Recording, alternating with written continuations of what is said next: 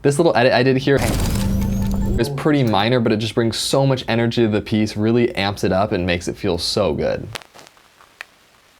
So today is an exciting day because my latest documentary film is now out in the world, so that's always really fun, and I'm pretty stoked on this one. I think the edit came together really well, even though I started at a place where I was really worried that this edit was not going to come together well. Let's just say that my footage was limited for this one. We had one half shoot day basically with an interview and a little bit of B-roll, and then I had some rough archival footage from the past that was pretty low resolution and a couple photos. And that's really all I had to work with to piece together an entire story. But now at the end of the edit, I am really stoked on how it turned out. I think this film honestly has some of my best editing ever just because of the limitations it gave me. So let's jump on in. I'll show you some of the techniques I used and yeah, give it a watch. So here we are in DaVinci Resolve. Here's a look at the overall timeline. I think the film ended up being like 9.5 minutes. And so this is just a look at the timeline.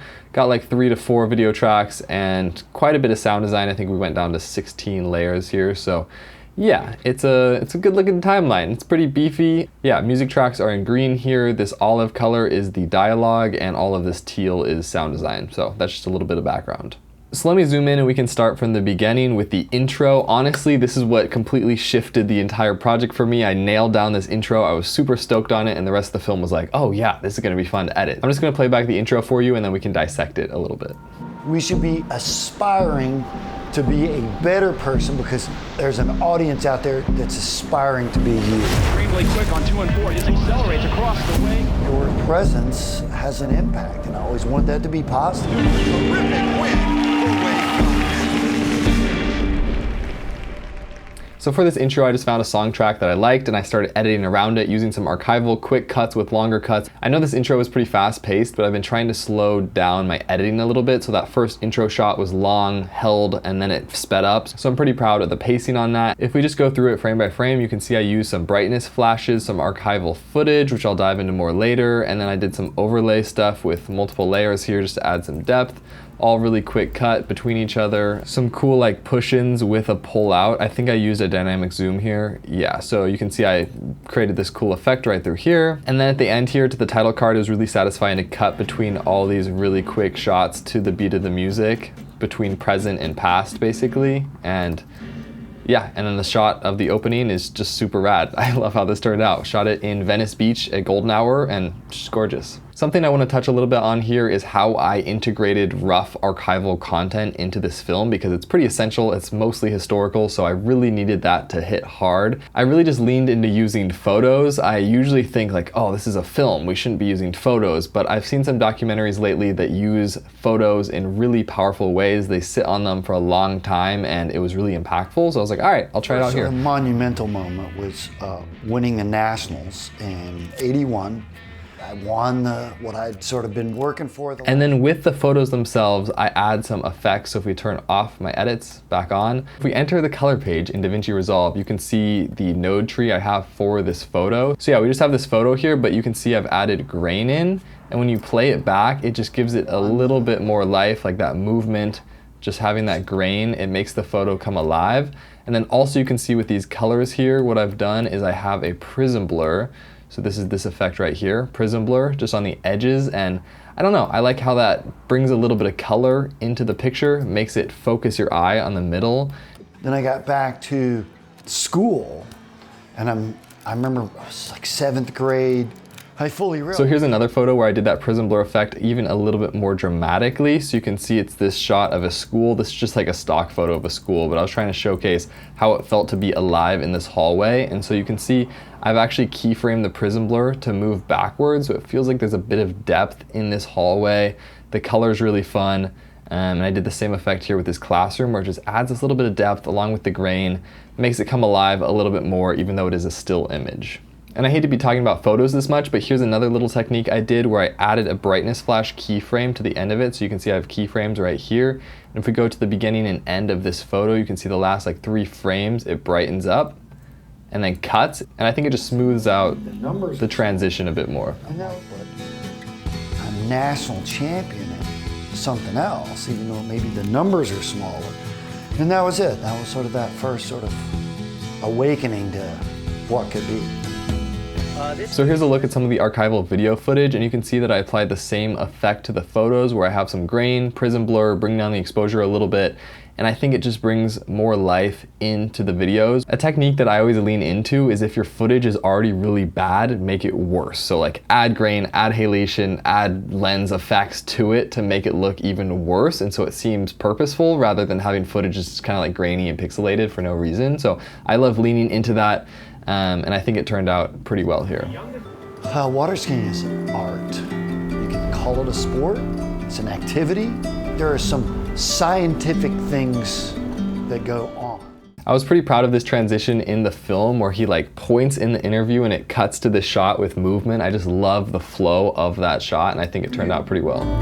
That's the way to do it. Wade is looking to get any part. Especially with a little sound design, like a little whoosh sound between there, perfect. I was talking about how I'm trying to slow down my edits a bit, and I did that in this sequence here where I let a long section breathe with a singular clip from archival footage, and it was like, yeah, 35 seconds. I don't ever leave a shot for 35 seconds, but it was kind of fun to let it breathe, give a little transition, and I think it's nice with pacing to have those moments of stillness almost.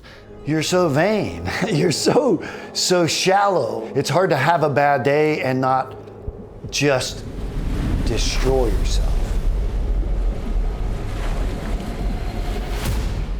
In this whole sequence, we're talking about the dark side of competing at a professional level, and it was really hard to find footage to cover up the interview with. I needed something to visually show it, but we really didn't have anything. Like I said, we didn't shoot much B-roll. So basically, I just tried to scour through the archival as much as possible, find like these little moments here and there, which felt a little bit sad. Like I don't know if they actually were, but they felt like they had some tension to them. And then also we ended up integrating some modern footage from a recent shoot we did. So this is shot with an ember, and it was just like this abstract moment that I thought kind of symbolized what he was talking about, and another one of just slow motion. These are gorgeous shots, but it was really just trying to fill in, cover up the interview with something, and I think it turned out well. In this shot too, we were just shooting some B-roll out in Venice Beach, and it was this like slow motion shot, kind of overcast, a little bit dark feeling, and that movement flowing with the conversation just felt really natural to me, and how it tied in here as well to these other slow motion shots. Other athletes would have the appreciation for the fact that someone else wants to be you. Like that's heavy. And here's another pacing moment I'm really proud of, where I let the interview breathe after the person is done talking to just see their facial expressions, so you get to soak in what they were saying while the other audio starts underneath them. So let me play that back. It has an impact, and I always wanted that to be positive, you know. Now here comes Wade Cox, 37 feet of rope. It is I like that little nod at the end where it just transitions to the other clip. I think it's really good. This little drone shot here, we actually reversed. It was initially pushing in, but I like how it was like pushing out, feeling like the image was distancing itself from him. If you will. This little edit I did here is pretty minor, but it just brings so much energy to the piece, really amps it up and makes it feel so good. Over the training and pain. You're sick of it. So let me just analyze that really quickly. As you can see, there's a bunch of sound design clips here just to bring the energy, like I said. We look at the edit itself, it's 3 separate photos, just random x-rays. And if I go through, you can see we have brightness flash to this first one. Again, we have the grain and prism blur effect. Brightness flash to the next one, and then just another brightness flash to the third one, where it zooms in slowly and then flashes out. So really simple, but when you play it back quickly with the sound design, it has so much energy. It's a minor thing and most people probably won't notice, but it makes me happy. So that's all that really matters. There's so much to talk about here. I feel like I just can't get to all of it, but there's just so many moments I love here with these brightness flashes. I did it again here. I think it was like, yeah, completely desaturated on the brightness flash, and then it comes in, saturates with some grain, with these rounded edges. I love this photo technique, again, leaning into that limited archival footage. My kids would start calling me at like 3 o'clock, especially my son, Dad, when you gonna come home? Because they just want to go to the lake. Seeing the magazines when I was a kid and seeing our boat in the garage, that was hearing my kids. I think a lot of this film was brought together through the music, which I found on MusicBed. If you want to check it out, link is below, you get 14 days free. But I just think music is so important to films, and it really impacts how you perceive them. And so I'm pretty happy with how that all came together and the choices just made with this one. And while I'm thinking about it, let me just do a quick little color breakdown for you. So let's go into the color page and take a look at what we got going on here. Briefly, a little background on this shot. This was shot on my Canon FD 20mm, so pretty wide lens. We had one light coming from this side, so that's illuminating here, and then just some practicals in the back and a nice slash naturally through the skylight. So looks pretty cool. But if we start with my color, let's start with my conversion LUT. So that's just to Rec 709, basically a little bit filmy. Next, I'm gonna add my film emulation from Dehancer. So that just adds a little bit more of that filmic look. Here's some curve exposure adjustments there, some more balance adjustments, just bringing down the highlights a little bit, some contrast, a little bit of color adjust for the skin tone, and then all I have left here is a power window with a little bit of that prism blur. So you can again see on the corners, if I turn it off, turn it back on, I love how it blurs it out, focuses the eye in the middle, and adds a little bit of that old nostalgic film aberration look. So I'm a big fan of that. And just to check skin tone, here's a quick DCTL check, and yes, perfect skin tone, yellow all around, love to see it. And while I'm here, let's just look at the sound design. Like I said, the beginning sequence has the most because I really wanted to just pop the audience in with a lot of intensity. For the rest of it, it's pretty simple sound design, mostly whooshes and atmospheric stuff with the music and the audio track. My sense of life, I couldn't even imagine, because through Waterskin, I got to go all over the world. What I guess I'd be the most proud of was the prep. So yeah, that's just a quick breakdown and analysis of this film. I think this project maybe had the biggest change in excitement for me of any film project ever, where I was extremely worried about it at the start, and now I'm very excited to share it at the end. So that's always cool to see. If you want to watch it, link is below.